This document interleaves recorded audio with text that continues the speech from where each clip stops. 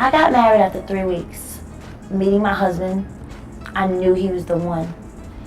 It was almost like everything that I was praying for was right in front of my face. And you have to watch that too. Marriage is a beautiful commitment, but who ties the knot just 3 weeks after meeting someone? You're supposed to spend forever with this person, till death do you part, and yet, after 3 weeks, you don't even know their favorite meal, let alone if they snore.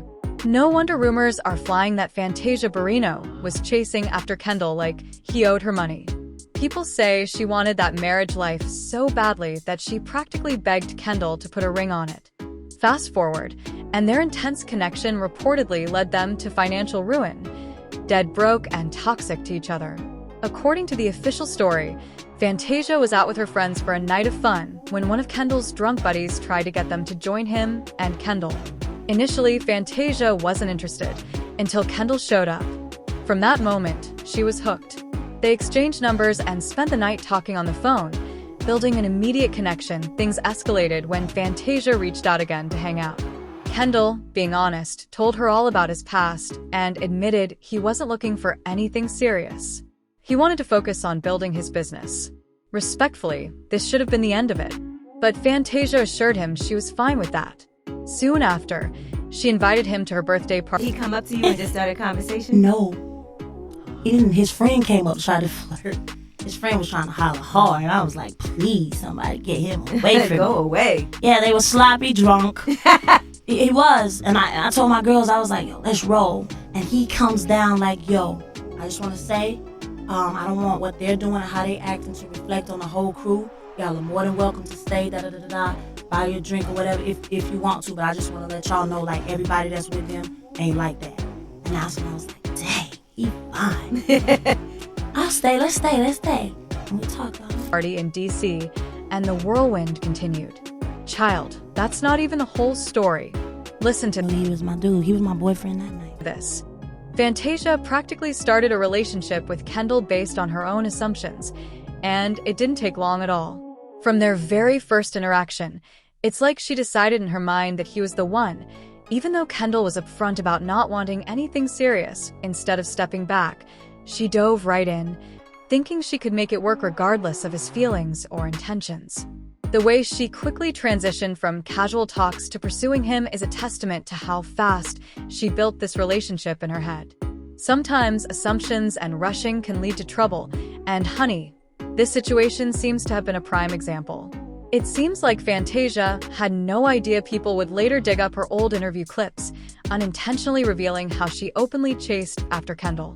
She didn't seem to grasp the long-term consequences of chasing a man and how that dynamic could play out in a marriage. Everything. There was no money in the bank. Y'all gotta think about it. When I won Idol, we was doing tour after tour. My first tour was with Kanye. Like, I was forever working. How did I end up with no money? And I took care of my whole family because everybody that was behind me wasn't good. And they knew I was young, gullible, from North Carolina. I ain't know nothing about nothing. So they just prostituted the gift. They made their money. I got back home, I ain't have none. Ultimately, this may have been a significant factor in their financial downfall. Now, let's think about what might have made Kendall finally agree to the marriage. We're talking about Fantasia here, an American Idol winner and Grammy Award recipient. Could it be that he saw dollar signs? The streets are whispering that possibility. Kendall reportedly left a logistics business he co-founded, while Fantasia left her record label, and together they decided to start their own record label. But here's the question.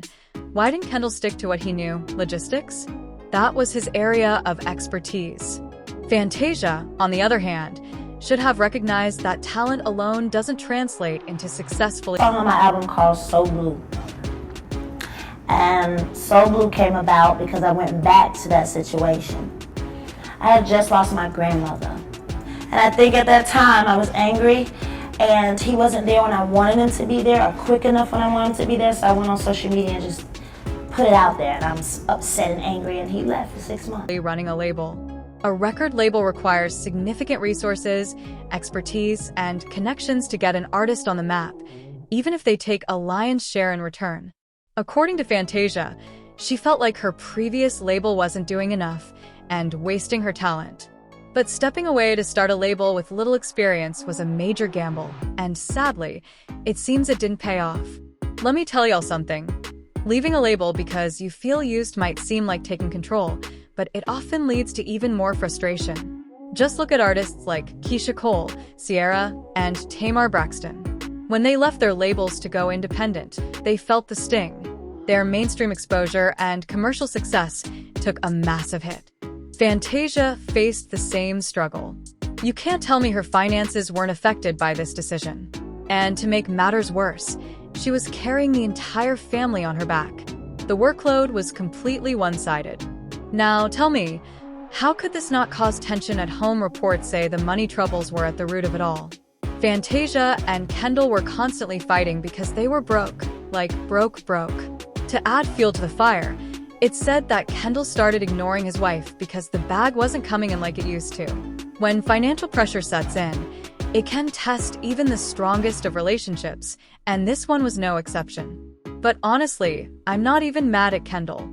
He allegedly kept it 100 from the very beginning.